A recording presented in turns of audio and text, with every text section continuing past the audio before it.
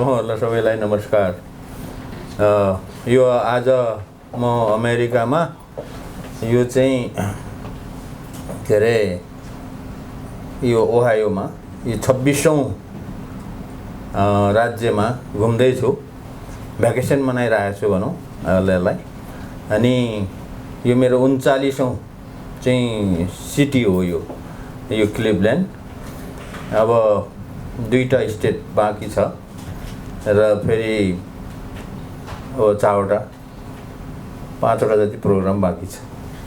यसरी अमेरिकामा डुल्नेको मुख्य एउटा कारण के हो भनेदेखि म चाहिँ हामी नेपाली हौं। हामी सबै नेपाली भनेपछि नेपाली स्पिकिङ कल्चर नेपाली त्यो एउटा बाउन्ड्रीले छुट्याउँदैन के। एउटा सिमानाले यो कल्चर भन्ने कुराको सिमाना हुँदैन। जहाँ बसे पनि एउटै हुन्छ। त्यसकारणले हामी सबै नेपालीहरूलाई युनाइट होस्। केको लागि युनाइट हुने भन्दाखेरि देशलाई चाहिँ अलि राम्रो बनाउनको लागि युनाइट हुनु पर्यो। र आफूले त आफ्नो लागि त गरिन्छ। जसले पनि आफ्नो लागि आफ्नो भविष्यको लागि गरिन्छ। तर एउटा आफ्नो देशप्रति आफ्नो संस्कार आफ्नो कल्चर प्रति चाहिँ झुकाव भएकोहरूलाई अब तपाईहरु युनाइट हुनुहोस्, एकतामा बाँधिनुहोस् भन्छु म चाहिँ। जहाँ पनि भन्ने मेरो चाहिँ अनुरोध चाहिँ यही हो। यो एउटा सन्देश दिनको लागि र बाँधिएर एकतामा बाँधिएर अनि आफ्नो मातृभूमि भनेको आफूलाई जन्म दिने आफूलाई हुर्काउने एउटा संस्कार एउटा कल्चर जो छ त्यसप्रति सकिन्छ भने सकिँदैन भने कर छैन। कसैलाई पनि मन छैन भने केही गर्नुहोस् भनेर भन्ने कुरा होइन। त्यसको लागि चाहिँ म एउटा त्यो दिन चाहन्छु। र तपाईहरु युनाइट हुनुहोस् किनभने तपाईहरु चाहिँ युनाइटेड स्टेट्स अफ अमेरिकामा हुनुहुन्छ। युनाइटेड स्टेट्स अफ अमेरिकामा आएर युनाइट नहुने अनि झगडा गर्ने गरे भनेदेखि त हुँदैन। अब त्यो कुराहरु मैले फिलिङ गरिरहेको छु। मैले अमेरिका क्यानाडामा मात्र होइन विश्वको हरेक देशहरुमा धेरै देशहरुमा यस्तो किसिमको प्रोग्रामहरु 10 20 40 प्रोग्रामहरु धेरै देशहरुमा गरिरहेको छु। आई स्टिल फिल कि नेपालीहरुमा अब त्यो छैन। त्यो एउटा ह्युमन नेचर पनि हो। सबै चाहिँ युनाइट हुँदैन। तर हामीले चाहिँ अहिले यो अमेरिका भन्ने एउटा युनाइटेड स्टेट्स अफ अमेरिका संयुक्त राज्य अमेरिका भनेको छ। त्यसमा चाहिँ पनि युनिटी इज स्ट्रेंथ भन्छन् बल हो। त्यो चाहिँ गर्नुहोस्। अब अर्को कुरा म तपाईहरुलाई के क्लियर गर्न चाहन्छु भने यसैको लागि यो युनिटी होस् भन्नको लागि मैले यसरी जो कार्यक्रमहरु गर्दै हिँडिरहेको छु यसलाई चाहिँ मैले फन्ड रेजिङ कार्यक्रम भन्दैन। I don't like that word. Fund raising कार्यक्रम भन्ने शब्द मलाई चाहिँ मन पर्दैन। यो चाहिँ के हो त भन्दाखेरि यो यस्तो किसिमको कार्यक्रमहरु मन रेजिङ मनलाई चाहिँ रेज गर्नु पर्यो अथवा थट रेजिङ सोचाइलाई चाहिँ रेज गर्नु पर्यो क्या हैन। अनि सोचाइलाई रेज गरेर माथि ल्यायो भने त्यसको चाहिँ फाइदा चाहिँ त्योबाट हुन्छ। त्यो फन्ड रेजिङ गरेर सानोतिनो कामहरु गर्न सकिन्छ। त्यो गर्नुपर्छ आवश्यकता अनुसार परिस्थिति अनुसार फन्ड रेजिङ कामहरु पनि गर्नुपर्छ। गर्नुहोस् गरिरहनु भएको छ। तर त्यो भन्दाखेरि मोर इम्पोर्टेन्ट मन रेजिङ कार्यक्रम अथवा सोचाइ चाहिँ रेज गर्नु पर्यो। र अहिले चाहिँ हामी यो जति पनि कार्यक्रमहरु भइरहेको छ मोस्टली एउटा दुईटा कार्यक्रमहरु विदेशीहरुसँग पनि कार्यक्रमहरु भइरहेको छ। मोस्टली नेप्लिजहरुसँग कार्यक्रम भइरहेको छ। नेप्लिजहरु जो चाहिँ कोही चाहिँ अहिले आएको 50 वर्ष भयो भन्ने नेपालीहरू पनि भेट्यो। कोही चाहिँ 30-40 वर्ष अगाडि आएको नेपालीहरू पनि भेट्दैछु, मैले भेटिरहेको छु ठाउँ ठाउँमा।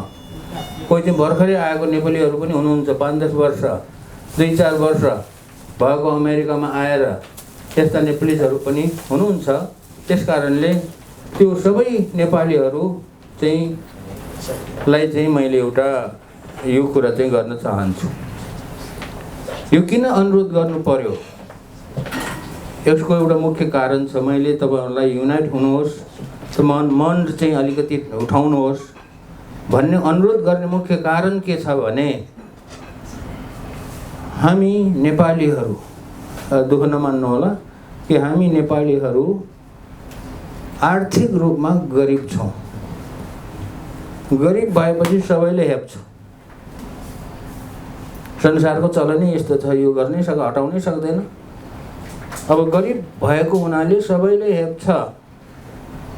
अब आफूलाई कसैले नहेपोस् भन्ने गर्नको लागि आफू चाहिँ के हुनु पर्यो, बलियो हुनु पर्यो, आर्थिक रूपमा बलियो हुनु पर्यो, एउटा एकताबद्ध हुनु पर्यो, अनि मात्रै अरूले हेप्न सक्दैन। त्यस कारणले अब यो गरिबीलाई कसरी हामीले, गरिबीलाई कसरी हटाएर अलिकति बलियो हुने त्यो कुरा पनि छ। मैले उदाहरण दिने गरेको के छु भने,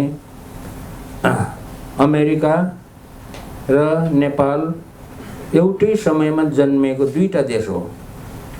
अमेरिका चाहिँ जन्मेको 1776 जुलाई 4 अस्ति मान्नुभयो हैन, जुलाई 4। अनि नेपाल त त्योभन्दा अगाडि जन्मेको देश हो नेपाल भनेर। अनि पृथ्वीनारायण शाह भन्ने एउटा राजाले गोरखाबाट आएर त्यो सानो सानो राजाहरूलाई जितेर अनि पूर्वमा टिस्टासम्म पुगेको थियो भन्छ हैन, पश्चिममा काँगडासम्म पुगेको थियो भन्छ। त्यस्तो एउटा देश बनाएको थियो नेपाल भन्ने। त्योभन्दा अगाडि थिएन नेपाल। र नेपाल बनाएर पृथ्वीनारायण शाह चाहिँ 1775 मा मरेको, मृत्यु भएको भनेपछि 1775 मा सम्म त नेपाल त बनिसकेको थियो। त्यसको 1 वर्षपछि 1776 मा बल्ल America is the United states of America भनेर जन्मियो। अब दुईटा देशहरू छन् एउटै समयमा जन्मेको। अमेरिका चाहिँ यति पावरफुल छ हैन। अब कतिको लागि त अमेरिका स्वर्ग हो भन्छ यहाँ अमेरिका नआएकोहरूले हैन। एउटा देश चाहिँ स्वर्ग जस्तो बनायो अनि अर्को देश चाहिँ त्यस्तो, अझै पनि हालत त्यस्तो छ। तर यो हालत त्यस्तो छ भनेर हामीले त्यसलाई चाहिँ हेला गरेको होइन। यसलाई कसरी राम्रो बनाउने, अमेरिका जस्तै बनाउन नसके पनि अमेरिका भन्दा अलि तलसम्म कसरी बनाउने भन्ने कुराको लागि युनिटी चाहिन्छ। अनि मन चाहिँ ठुलो गर्नुपर्छ, हामी एकताबद्ध हुनुपर्छ। र त्यसैको लागि चाहिँ मैले यो राष्ट्रिय आविष्कार केन्द्रको अभियान चलाएको हो। मेन कुरा यसको उद्देश्य अब कसरी राष्ट्रिय आविष्कार अथवा नेशनल इनोभेसन सेन्टर्स खोलेर कसरी चाहिँ नेपाललाई चाहिँ माथि उठाउन सकिन्छ त्यो बुझ्नु जरुरी छ। अब तपाईहरुलाई कतिलाई थाहा छ छैन, अब थाहा नभएकोहरूले मिडियामा पनि हेर्नुहोस्, युट्युबमा गएर हेर्नुहोस् अथवा अरू सोशल मिडियामा गएर हेर्नुहोस्, गुगलमा गएर हेर्नुहोस् कि मैले नेपालमा यहाँ अमेरिकामा आएर पढेर गएको 30 वर्ष भयो। 30 वर्षसम्म मैले केही गरेको छैन, सिर्फ घुम्ने बाहेक, भ्याकेसन मनाउने बाहेक। हेर्नुहोस् हैन, तपाईहरु कहिले कहिले वर्षमा 2-3 दिन भ्याकेसन मनाउनु हुन्छ, 5-7 दिन। तर मेरो त 30 वर्ष भ्याकेसन मनाएको जस्तै छ। यसरी घुम्ने, काम गर्ने, यता जहाँ जान मन लाग्यो जाने छ। किनभने मैले कोही जागिर खाइन, कोही व्यवसाय गरिन। म त एउटा समाज सेवाको रूपमा, सोशल सर्भिस हैन को रूपमा चाहिँ मैले गाउँमा काम गरिरहेको छु, नेपालको ठाउँ-ठाउँमा। अब यसरी नेपालको ठाउँ-ठाउँमा काम गर्दाखेरि विभिन्न किसिमको कामहरू गर्यो। त्यो चाहिँ कम्युनिटीहरूसँग मिलेर, म चाहिँ कम्युनिटीसँग जुनसुकै पनि कम्युनिटीहरूसँग मिल्छु। किन मिल्छु भने मैले कम्युनिटीहरूलाई सिकाउने होइन, कम्युनिटीहरूबाट सिक्नलाई मैले समय बिताएको। मैले यो अमेरिकामा आएर पढेर म यति पढेको छु भन्नु मलाई केही म कहिले पनि भन्दैन, किनभने यहाँ अमेरिकामा आएर पढेको कुरा त्यहाँ गएर गाउँमा मिल्दैन। कम्युनिटीसँग सिक्ने, कम्युनिटीसँग बस्ने, त्यो I enjoy that kind of life. अनि कम्युनिटीसँग चाहिँ उनीहरूलाई मद्दत गर्ने, आफूले सकेको, आफूले नसकेको मद्दत त कसैले पनि गर्दैन। आफूले सकेको मद्दत गर्ने गर्दा गर्दा 30 वर्ष बितायो। 30 वर्ष बिताएर यो कम्युनिटी डेभलपमेन्ट सम्बन्धी, सोसियल वर्क सम्बन्धी धेरै कामहरू गर्यो। तर मलाई चाहिँ अनि त्यो कामहरू गरे बापत मलाई चाहिँ भनौँ न विभिन्न किसिमको यो इन्टरनेसनल अवार्ड्सहरू दियो। तर यो अवार्ड्सहरू पाएर मलाई केही फरक पर्दैन। यो अवार्ड्सले मलाई चाहिँ खुसी पनि बनाउँदैन, दुखी पनि बनाउँदैन, केही पनि फरक पर्दैन। तर यसरी काम गर्दाखेरि, अवार्ड्सहरू पाउँदाखेरि गाउँलेहरू चाहिँ खुसी छन्। म पनि खुसी थियो। 20 वर्षसम्म त म पनि खुसी थियो। गाउँमा ढुक्क थियो, केहीको चिन्ता थिएन, हैन, एकदमै आनन्द थियो। तर 20 वर्षपछि यसरी काम गर्दै गएको 20 वर्षपछि भनेको 1992 मा फर्केको। 1992 मा फर्केर 2012 सम्म यसरी काम गर्दाखेरि आफूले गरेको कामलाई आफूले नै चित्त बुझेन। त्यो पुरस्कार पाएको पनि मलाई मतलब भएन, हैन। त्यो पुरस्कारहरू पनि सब बेचेरमा राखिदिएको छ, ल किन भनेर राखिदिएको छ। तर किन चित्त बुझेन भन्दाखेरि हाम्रो देश गरिबी भयो भन्ने कुराले चित्त बुझेन। गरिबी भएको हुनाले चाहिँ हामी नेपालीहरू विदेशमा चाहिँ रोजगारीको लागि नगई सुख भएन। विदेशमा चाहिँ जानु पर्ने बाध्यता भयो। अनि मैले यही कुरालाई सोच्न थालेँ कि यो विदेश जाने जुन कुरा छ त्यसलाई कसरी रोक्ने भन्ने सोच्दै जाँदाखेरि मैले के अनुभव गरेँ भने विदेश जान रोक्नको लागि त देश चाहिँ विकसित देश हुनु पर्यो नि, देशको विकास हुनु पर्यो। देशको विकास भएको जति पनि ठाउँहरू छन् त्यो ठाउँमा रोजगारी पाउँछ। जस्तो अमेरिकामा पाउँछ, जापानमा पाउँछ, कोरियामा, मलेसियामा, अथवा भनौँ अहिले नेपालीहरू जो फैलिएको छ, जहाँ चाहिँ विकास भएको छ त्यो ठाउँमा रोजगारी पाउँछ। नेपालमा चाहिँ रोजगारी नहुने कारण चाहिँ नेपालको विकास भएन। अनि विकास नभएपछि रोजगारी हुँदैन।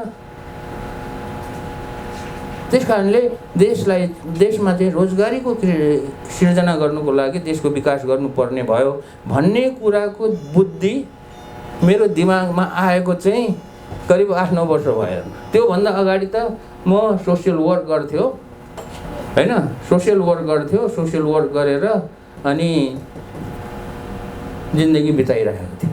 त्यो मैले के अनुभव गरेँ भने यसरी सोसियल वर्क मात्रै गरेर देशलाई चाहिँ एउटा विकसित देश बनाउन सकिँदो रहन्छ।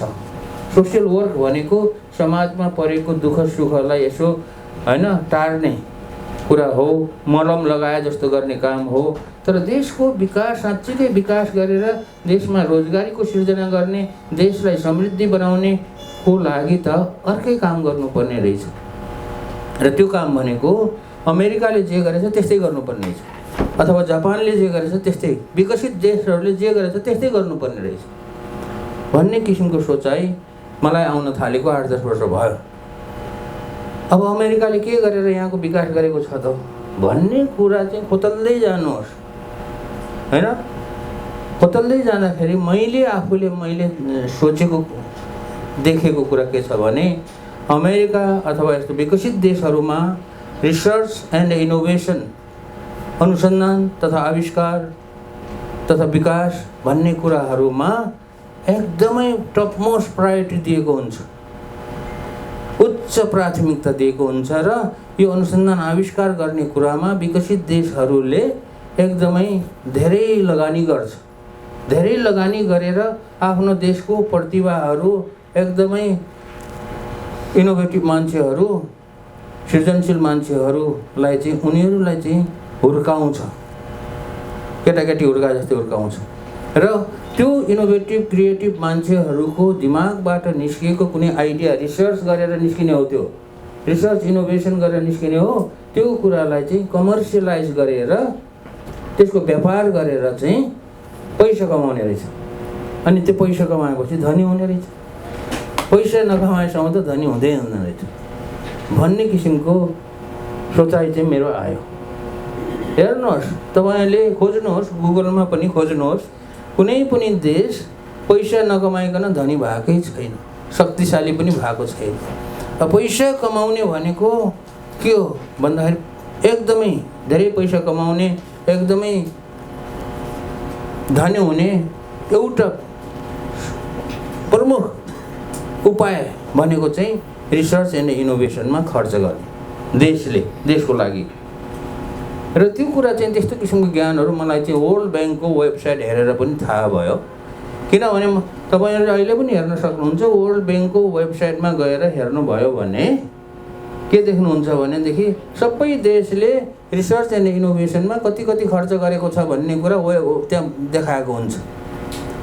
गरिब देशहरू जति पनि छन्, गरिब देशहरू, तिनीहरूले रिसर्च एन्ड इनोभेसनमा खर्च गरेकै छैन भने पनि हुन्छ।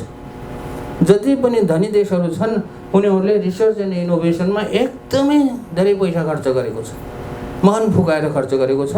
र मन फुकाएर खर्च गरेपछि कुनै चिजको इनोभेसन हुन्छ, कुनै चिजको इन्भेन्सन हुन्छ, अनि त्यो इन्भेन्सन र इनोभेसनबाट व्यापार गरेर पैसा कमाउने। यहाँभन्दा अर्को उपाय त देखाएको छैन मैले। हामीले पनि फलो गर्ने तरिका त्यही हो। तर त्यो कुरा चाहिँ नेपालमा पटक्कै भएको रहन्छ। हाम्रो देश गरिब हुने मुख्य कारण चाहिँ के हो त? हजारौँ कारणहरू छन्। कुनै पनि देश गरिब हुने हजारौँ सयौँ कारणहरू छन्, तर त्यो भनेको त्यो अरू सानोतिनो कारणहरू हो। कोही अलि ठुलो होला, कोही अलि सानो होला, हैन? तर प्रमुख कारण भनेको चाहिँ के हो त भन्दाखेरि त्यो देशमा एउटा संस्कार हुनुपर्ने रहेछ। रिसर्च गर्ने, इनोभेसन गर्ने एउटा कल्चर हुनुपर्ने रहेछ। र त्यो कल्चर भयो भनेदेखि मात्रै बल्ल त्यो देशमा चाहिँ रिसर्च इनोभेसन भएर कुनै पनि कमर्सियल प्रडक्टहरूको उत्पादन भएर तनी बेचेर बल्ल देश चाहिँ समृद्ध हुने रहेछ, अनि रोजगारीको सिर्जना पनि हुने रहेछ। त्यो कल्चर नभएको कुरा मैले चाहिँ अब तपाईँलाई योसँग मेरो भनाइसँग सहमत हुन पनि सक्नुहोस्, हुनुहोस् अथवा नहुनुहोस्, त्यो आफ्नो सोचाइको कुरा हो। नेपाल गरिब हुने मुख्य कारण कतिले के भन्छ? राजनीति बिग्रेर गरिब भएको भन्छ। भौगोलिक स्थिति त्यस्तो डाँडा काँडा भएर गाह्रो भएको भन्छ, विकास गर्न गाह्रो भएको भन्छ। त्यो पनि कारण हो। तर त्यो भनेको मान्छेले गर्न खोज्यो भने त्यो डाँडा काँडाले के अरे छेक्दैन विकास गर्नलाई। मान्छेले गर्न चाह्यो भने राजनीति, बिग्रेको राजनीतिलाई सुधार्न सक्छ। अनि अरू सबै कुराहरू त्यो सानो सानो कुराहरू हो, जो कुरा समाधान गर्न सकिने कुरा हो। तर अरू सुधारे पनि culture of research and innovation भएन भने त्यो देशमा कुनै चिज पनि उत्पादन हुँदैन। किनभने केही बन्दै बन्दैन नभएपछि व्यापार हुँदैन, व्यापार नभएपछि पैसा कमाउँदैन, पैसा नकमाएपछि गरिब हुन्छ, गरिब भएपछि सबैले हेप्छ। त्यस कारणले मैले जानेको कुरा के हो भने हाम्रो देशलाई एउटा समृद्ध देश बनाउने हो भने, हाम्रो देश पनि यस्तो समृद्ध देश छ भनेर गर्व गर्ने भयो भने तपाईँहरू जहाँसुकै बस्नु केही फरक परेन। अहिलेको संसारमा यो ग्लोबल भिलेज भन्छ, हैन? यहाँ अमेरिकाबाट नेपाल जानलाई 24 घन्टामा त पुगिहाल्छ, हैन? बरु नेपालको एउटा कुनाबाट अर्को कुनामा जानलाई 3-4 दिन 5-6 दिन पनि लाग्छ। त्यो दूरीको कुरा भएन क्या, मनको कुरा भयो। त्यस कारणले हामीले चाहिँ यो देशमा एउटा रिसर्च एन्ड इनोभेसन गर्ने कल्चर बसाल्नै पर्ने रहेछ। जुन कल्चर बसेन, अमेरिका र नेपाल एकै समयमा जन्मेको दुईटा देश भए पनि अमेरिका विकसित हुनको मुख्य कारण चाहिँ यहाँ चाहिँ रिसर्च एन्ड इनोभेसन गर्ने कल्चर थियो अमेरिकामा जन्मेपछि। अनि त्योभन्दा पहिल्यै ल्याएको थियो उनीहरूले युरोपबाट। युरोपियनहरूमा त रिसर्च इनोभेसन गर्ने भन्ने कल्चर त छ। त्यो कल्चर ल्याएर उनीहरूले यहाँ चाहिँ विभिन्न किसिमको रिसर्च इनोभेसनहरू गर्यो, एकदमै प्रशस्त त्यसमा खर्च गर्यो। खर्च गरेर चाहिँ अब विभिन्न चिजहरू बनायो, हैन? विभिन्न चिजहरू बनाएर अनि समृद्धि बनायो। तर हाम्रो देशमा पृथ्वीनारायण शाहले नेपाल त बनायो, ठुलै बनायो हैन। तर पृथ्वीनारायण शाहले गोर्खाबाट त्यो कल्चर ल्याएको पनि थिएन। अनि अर्को कुरो, त्यो जुन सानोतिनो राजाहरूलाई जित्यो, त्यो राजाहरू कोही कसैमा पनि त्यो रिसर्च एन्ड इनोभेसन गर्ने कल्चरै थिएन। अब कल्चर नभएपछि के भयो भन्दाखेरि नेपालमा चाहिँ कुनै किसिमको चिजहरू उत्पादन गरेर विश्व बजारमा बेच्ने, कमर्सियलाइज गर्ने भन्ने कुरा त नेपालीहरूको दिमागमा कहिले पनि आएन, अहिलेसम्म आएको छैन। पृथ्वीनारायण शाहको कुरा त उनीहरूको कुरा छोडिदिउँ, त्यो उहिलेको कुरा भयो, आजभन्दा 250 वर्ष अगाडिको कुरा भयो। तर अहिले 250 वर्षपछि अहिलेको जो हाम्रो समाज छ, हाम्रो समाज जुन छ, हाम्रो समाजमा रिसर्च एन्ड इनोभेसन गर्ने, कुनै चाहिँ मान्छे आफ्नो छोराछोरीलाई उद्यमी बनाउने भन्ने छैन। हामी सबै नेपालीको के छ भनेदेखि अलिअलि पढेर जागिर खाने भन्ने छ, उद्यमी बनाउने भन्ने कसैले सोचेको छैन। अनि कसैले उद्यमी बन्छु अथवा म चाहिँ रिसर्च एन्ड इनोभेसन गरेर कुनै कुरा चाहिँ पत्ता लगाउँछु, कुनै कुरा बनाउँछु, बनाएर त्यसको व्यापार गरेर उद्यमी बन्छु भनेर कोही नेपालीको छोराछोरीहरू निस्कियो भने सबैले उसलाई चाहिँ उल्लु बनाउँछ। यस कारणले हामीले नेपालमा गर्नुपर्ने कुरा, यदि नेपाललाई चाहिँ साँच्चीकै नेपाल एउटा समृद्धि बलियो नेपाल बनाएर अहिले चाहिँ हाम्रो शिर ठाडो पार्ने हो भने यो कल्चर चाहिँ बसाल्नु पर्छ हैन। तपाईहरु जहाँ बसे पनि केही फरक पर्दैन। अहिले हामीहरू के भन्छौँ कि सगरमाथा छ, हाम्रो शिर उच्च छ भन्छ क्या। अनि हाम्रो देशको झन्डा चाहिँ तिनकुने छ, यस्तो तिनकुने छ यस्तो भनेर त्यो झन्डालाई चाहिँ ठडाउँछौँ हैन। झन्डालाई ठडाएर मात्रै, त्यो सगरमाथालाई देखाएर मात्रै देशको शिर ठाडो हुँदैन। देशको शिर ठाडो गर्नको लागि देशमा यो culture of research and innovation बनाएर त्यो राख्यो। अनि त्यसपछि हाम्रो उद्यमीहरू, धेरैभन्दा धेरै उद्यमीहरू निकाल्नु पर्छ। तर अब उद्यमी बन्ने त चान्सै छैन, त्यहाँ त्यस्तो वातावरणै छैन, कल्चरै छैन। त्यस कारणले अहिले नेपालीहरू रोजगारीको खोजीमा हामी नेपालीहरू बाध्य भएर, यो कोही रहरले विदेश गएको छैन। विदेश गएको होला, 1% होला नेपालीहरू आफ्नो खुसीले विदेश गएको होला। तर सबै जति नेपालीहरू आइएको छ त्यो 99% नेपालीहरू बाध्य भएर विदेश आएर जागिर खान खोजिरहेको छ। त्यस कारणले अनि कति भन्दाखेरि त 83 देशमा फैलिएको छ रे अहिले नेपालीहरू, 83 वटा देशमा।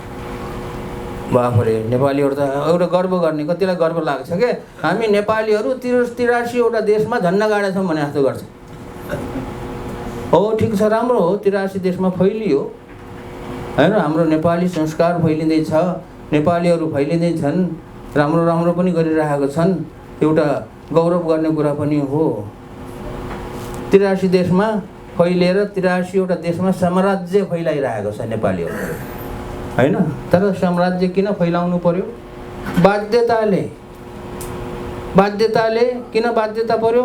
देशमा रोजगारीको सिर्जना भयो भने देशमा केही गर्न सकिएन। अनि बाध्य भएर त्यो 83 वटा देशमा साम्राज्य फैलायो। उहिलेको जमानामा ब्रिटिसहरूले, युरोपियनहरूले संसारको कुना काप्चा डुलेर साम्राज्य फैलाए जस्तै फैलायो। उनीहरू त दुःख पाएर साम्राज्य फैलाएको त होइन, तर हामीले साम्राज्य फैलाइएका छौँ। यो साम्राज्यलाई फैलाएर आफ्नो नाम ठाडो पर्नको लागि र नेपाल भन्ने देशबाट हामी आएको हो, हाम्रो कल्चर, हाम्रो भाषा सबै त्यहाँको हो भनेर हैन। अहिले त हामीलाई के भन्छ अमेरिका? एसियन भन्छ, एसियन हैन। अहिले हामीलाई के भन्छ? एसियनको साथसाथै अब नेपाली मूलको भन्छ अलिअलि हैन। त्यो तपाईँहरूको उसमा लेख्छ होला, नेपाली मूलको भनेर पनि लेख्छ होला यहाँको गभर्मेन्टले डाटा राख्दाखेरि। कसैले चाहिँ यो झापाको हो, झापाली मूलको भन्छ, कोही चाहिँ के अरे कर्णाली मूलको हो भन्छ, भन्दैन। तपाईँहरू चाहिँ अब भुटानी मूलको भन्छ। तर भुटानबाटको पनि त भुटानमा बस्ने नेपालीहरूको मूल त नेपालै हो नि हैन।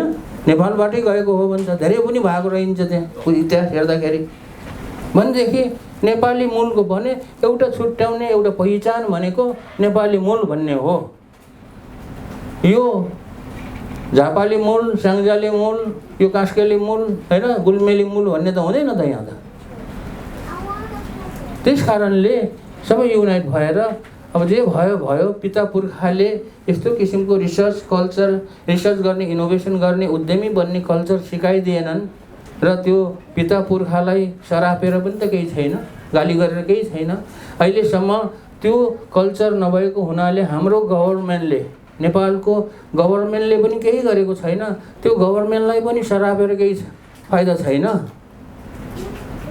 अहिलेको गभर्नमेन्टको कुरा होइन, सधैँ अहिलेसम्म पृथ्वीनारायण शाहको पालादेखि अहिलेसम्मको गभर्नमेन्टको कुरा गरिरहेको छु कि गभर्नमेन्ट भनेको कोही प्रधानमन्त्री हुन्छ, कोही मन्त्री हुन्छन् हैन, अनि नेताहरू हुन्छन्, अनि त्यसपछि मन्त्रालय चलाउने सचिवहरू हुन्छन्, सहसचिवहरू, उपसचिवहरू हुन्छन्, सेक्सन अफिसरहरू हुन्छन्, कर्मचारीहरू हुन्छन्। त्यो सबै नेपालीहरू हो। त्यो गभर्नमेन्ट होइन, त्यो सबै नेपालीहरूले बनाएको गभर्नमेन्ट हो। र उनीहरूलाई चाहिँ रिसर्च एन्ड इनोभेसनमा खर्च गर्ने, रिसर्च एन्ड इनोभेसन गरेर के अरे हाम्रो नेपालीहरूलाई उद्यमी बनाउने, देशको आर्थिक विकास गर्ने, दह्रो बनाउने भन्ने कुरा त उनीहरूको दिमागमा छँदै छैन। किनभने त्यो गभर्नमेन्टको गल्ती होइन कि हाम्रो समाजको गल्ती हो। समाजमा कल्चर नभएको हुनाले उनीहरूको दिमागमा पनि आएन, किनभने उनीहरू त त्यही समाजबाट हुर्केर गएको हो नि। अर्को समाजबाट आएर त्यहाँ सरकार बनाएको त होइन। त्यसै चाहिँ यो एउटा महत्त्वपूर्ण कुरा चाहिँ म तपाईँहरूसँग सेयर गर्न भन्दैछु।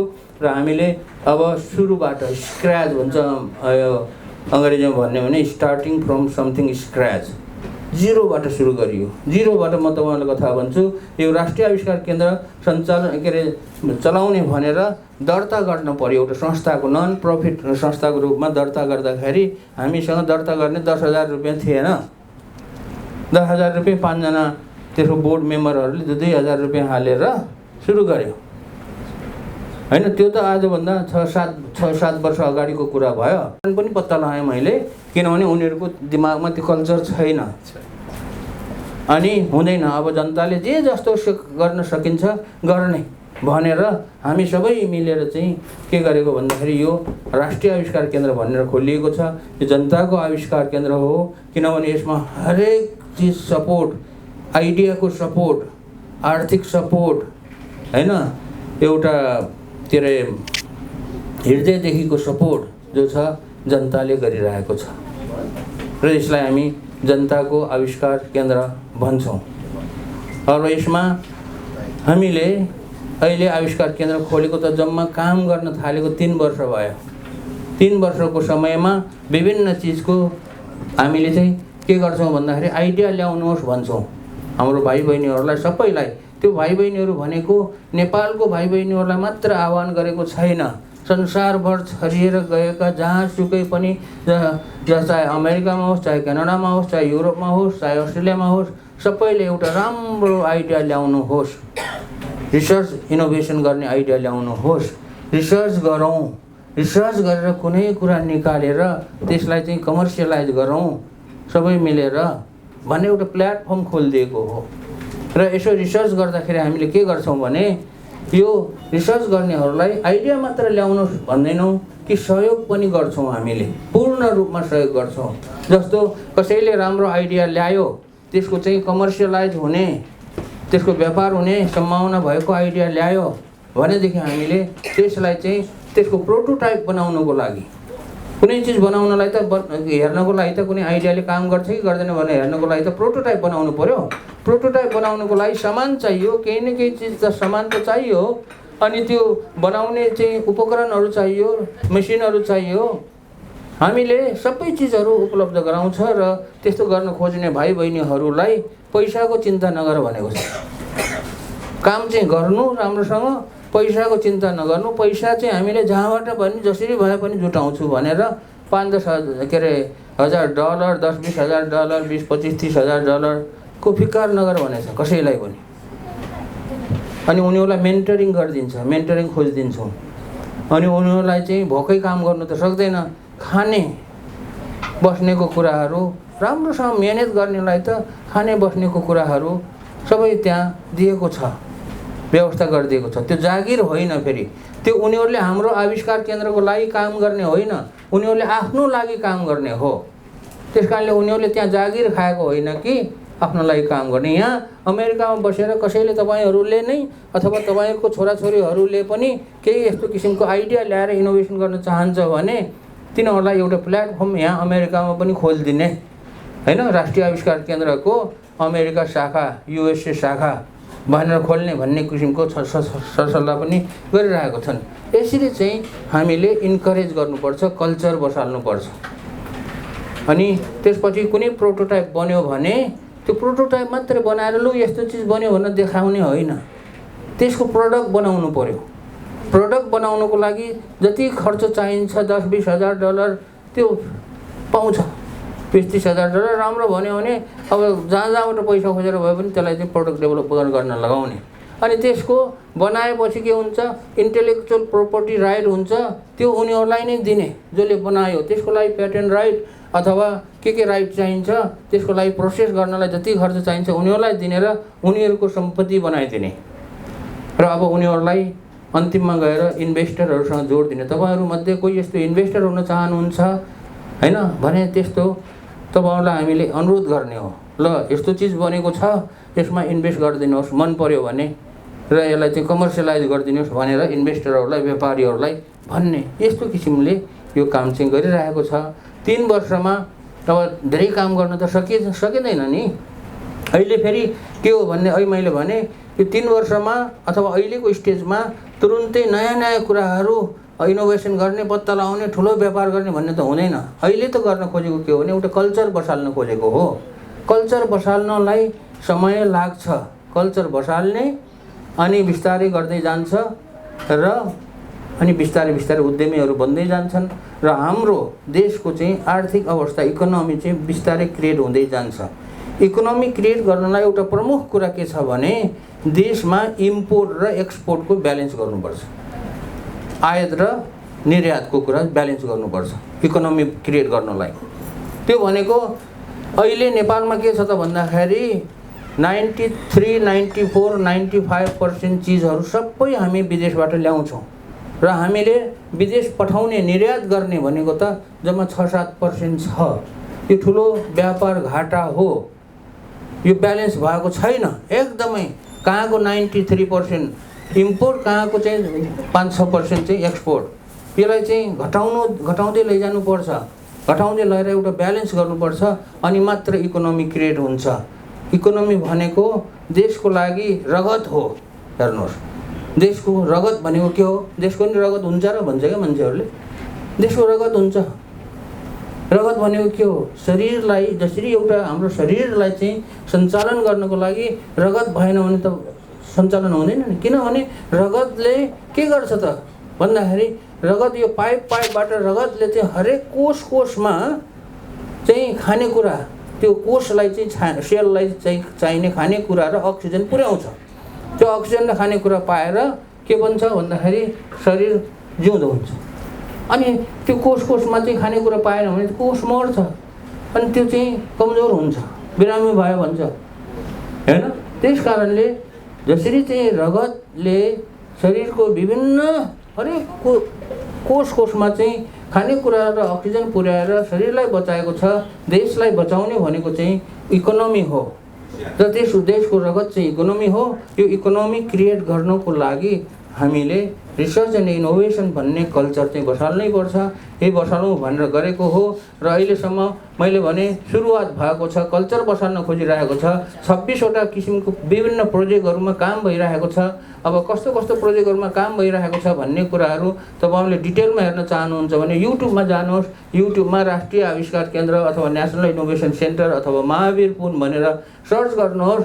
त्यहाँ थुप्रै मिडियाले थुप्रै भिडियो बनाएर त्यहाँ हरेक दिन जस्तो आउँछ। यहाँ दिक्कै पनि पार्छ। अब मिडियालाई दिक्क पारिस भनेर भन्नु भएन हैन। अनि त्यहाँ युट्युबमा राखेको छ, हेर्नुहोस् के काम भइरहेको छ भन्ने कुरा। सानोतिनो कामहरू बल्ल गर्न कोसिस गरिरहेको छ। यस्तो काम नलाने, यस्तो हाँसो लाग्ने चिज बनाउन थालिरहेको छ भनेर भन्ने होइन। यो चाहिँ भर्खर सुरु गरेको हो। जस्तो उदाहरणको लागि बेबी वार्मर भनेर बनाएको छ, बनाउँदैछ, टेस्ट हुँदैछ।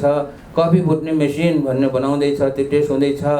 अनि यो कुखुराको दाना भन्ने चिज बनाएर चाहिँ भाइहरूले चाहिँ त्यहाँ उद्योग पनि सुरु गरिसकेको छ हैन। कसैले चाहिँ यो मौरीको लागि भन्ने किसिमको, मौरीको किसानहरूलाई कसरी म्याक्सिमम फाइदा दिने भन्ने कुराको रिसर्च भइरहेको छ। त्यहाँ ड्रोन बनाएर दुर्गम ठाउँहरूमा के अरे कसरी चाहिँ औषधि वितरण गर्ने भन्ने कुराहरू भइरहेको छ।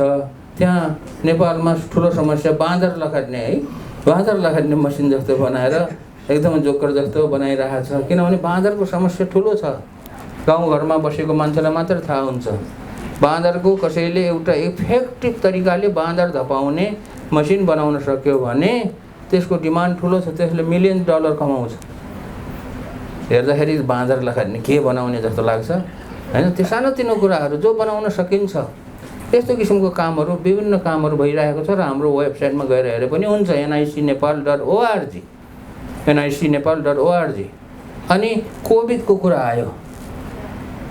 अब यो 3 वर्षमा हामीले त्यो 26 किसिमको विभिन्न प्रोजेक्टहरूमा काम गर्दै थिए। कसै भाइ बहिनीहरूले $5,000, $10,000, $15,000-20,000 खर्च गरिरहेका थिए, काम भइरहेको थियो। अचानक कोभिडको लकडाउन सुरु भयो। कोभिडको लकडाउनमा चाहिँ हामीलाई खास गरी डाक्टरहरूले, विभिन्न अस्पतालको डाक्टरहरूले चाहिँ अनुरोध गर्न थाल्यो। त्यो लकडाउन हुने दिनदेखि, बिहानदेखि के अनुरोध गर्न थाल्यो भने, ल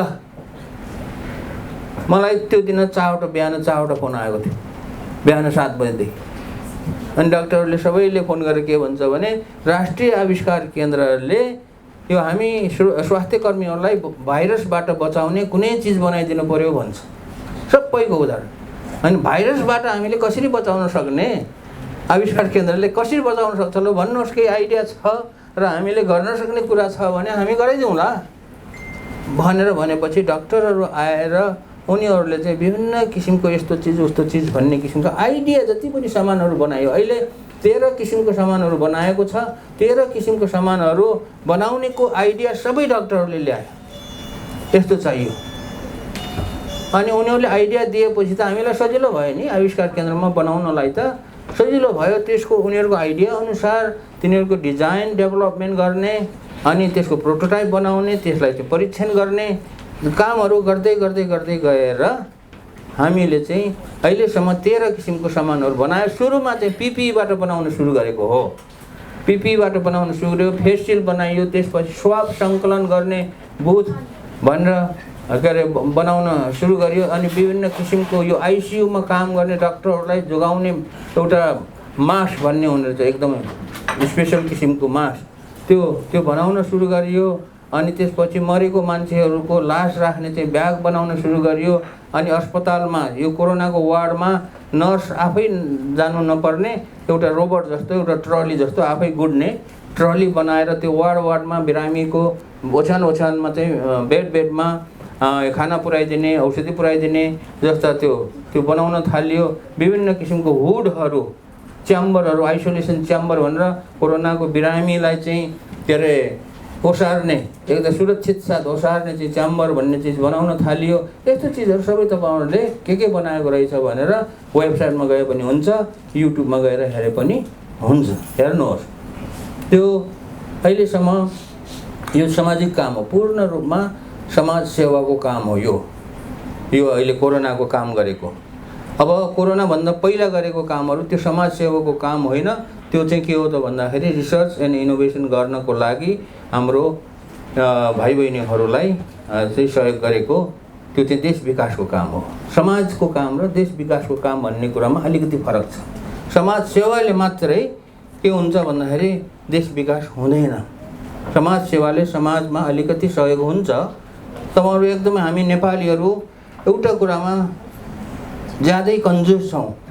त्यो के कुरामा कन्जुस छौँ भने हामी नेपालीहरू यो अनुसन्धान आविष्कार गर्ने कुरामा कसैले गर्छु भन्यो भने, कसैले गराउँछु भन्यो भने एकदमै कन्जुस छौँ। त्यसलाई 1 पैसा सहयोग गर्दैन हैन। कोही होला, तर लाखौँमा एउटा दुईटा भनेको त्यो नगन्य चिज हो हैन। अब फेरि के कुरामा चाहिँ एकदमै एकदमै हृदय दानी छौँ भनेदेखि कसैलाई दुःख पर्यो भने समाजमा फेरि हामी नेपालीहरू एकदमै दानी छ। त्यही मन हो, त्यही हृदय हो, हैन? आविष्कार अनुसन्धान गर्छु केही गर्छु भनेर कोही आयो भने एकदमै कन्जुस।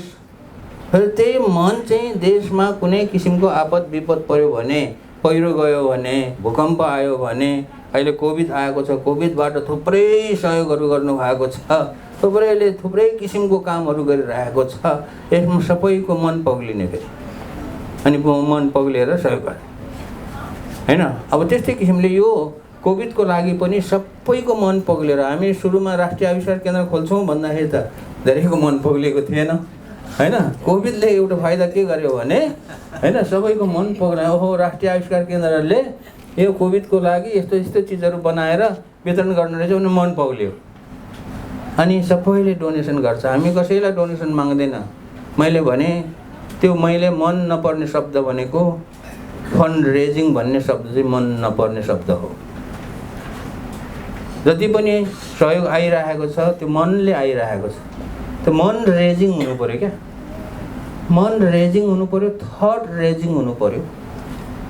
अनि भएर कसैले सहयोग गर्छ भने त्यो ठिक छ, धन्यवाद छ भन्ने हो।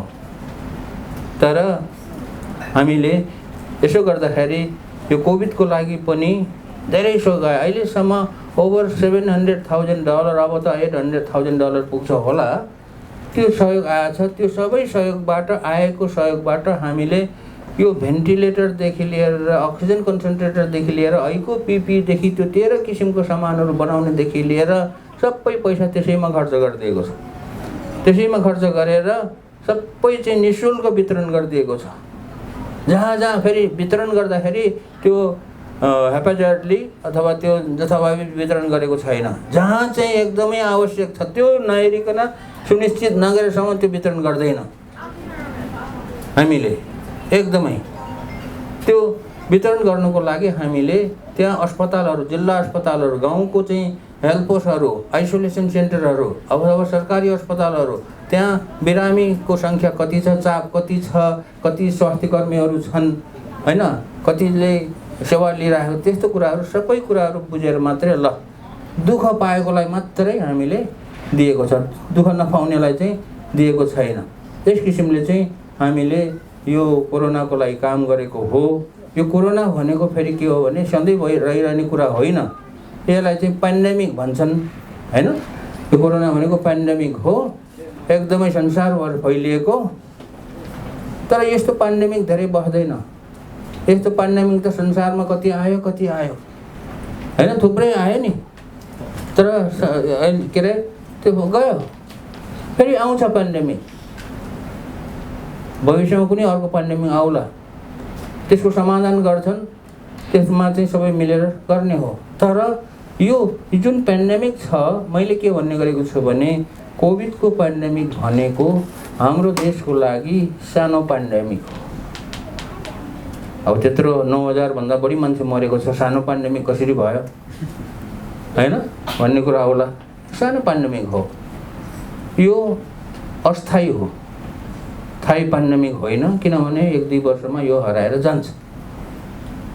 अस्थायी पेन्डेमिक हो। सानो पेन्डेमिक हुँदाखेरि त हामी चाहिँ यसरी एकजुट भएर यत्रो कामहरू गरिरहेका छौँ भने थुप्रै, हामी त एउटा सानो राष्ट्रिय आविष्कार केन्द्रले पनि एउटा सानो टेवा गरेको हो, ठुलो काम गरेको छैन। तर नेपालको सबैभन्दा ठुलो पेन्डेमिक के हो र त्यो पेन्डेमिकसँग कसरी जुझ्ने, द्याट्स द इम्पोर्टेन्ट क्वेसन। त्यो बुझ्नु जरुरी छ। नेपाल जस्तो, नेपालको मात्र होइन, नेपाल जस्तो गरिब देशको ठुलो पेन्डेमिक भनेको गरिबी हो। गरिबीले त कति मार्छ, कतिलाई दुःख दिन्छ, कतिलाई बर्बाद पार्छ। यो कोभिडले पनि बर्बाद पारेको छ, दुःख दिएको छ, मान्छे मारेको छ। त्यो त लिमिट छ नि, त्यहाँ धेरै छैन। त गरिबी भन्ने जुन पेन्डेमिक छ, गरिबी भन्ने पेन्डेमिकसँग जुझ्नको लागि गर्नुपर्ने काम भनेको रिसर्च एन्ड इनोभेसन गर्ने एउटा कल्चर बसाल्नु पर्यो। कल्चर नबसालेसम्म काम हुँदैन। म तपाईँलाई एउटा उदाहरण दिन्छु र सिद्ध्याउँछु मेरो कुरा, किनभने भाइले 10-15 मिनट भनेको थियो, म धेरै बोलेँ, हैन? हैन। म एउटा उदाहरण दिएर सिद्ध्याउँछु। कल्चर भन्ने कुरा ठुलो कुरा हो। हामीले जे जति गरिन्छ त्यो कल्चरले गरेको छ हैन। हामी नेपालीहरूमा एउटा कल्चर के छ भने, अनि अहिले मैले भने कि रिसर्च एन्ड इनोभेसनमा खर्च गर्ने कल्चर छैन, कन्जुस छौँ। फेरि अरू कुरामा चाहिँ खर्च गर्नेमा चाहिँ हामी एकदम मन फुकाएर खर्च गर्छौँ हैन। यस्तो पेन्डेमिकहरूमा त मन फुकाएर खर्च गर्छौँ नि, एउटा कल्चरले गर्दाखेरि त्यो मन फुकाएर खर्च गरेको हो।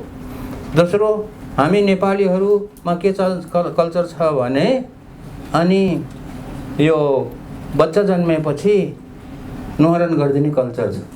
पण्डित राखेर हुन्छ अथवा कसरी हुन्छ, आफ्नो आफ्नो उस अनुसार कल्चर अनुसार न्वारन गर्ने, नाम राख्ने भन्ने हुन्छ। अमेरिकनहरूमा त्यसरी न्वारन गर्दैन, हामीले जसरी गर्छौँ त्यसरी गर्दैन। किनभने हामीले गरेर जस्तो गरेर न्वारन गर्ने उनीहरूको कल्चरमा छैन, उनीहरूको दिमागमै छैन त्यो कुरा, अनि त गर्दैन। हामी नेपालीहरूले हाम्रो परिवारको कोही मान्छेहरू मर्यो भने क्रिया गर्छौँ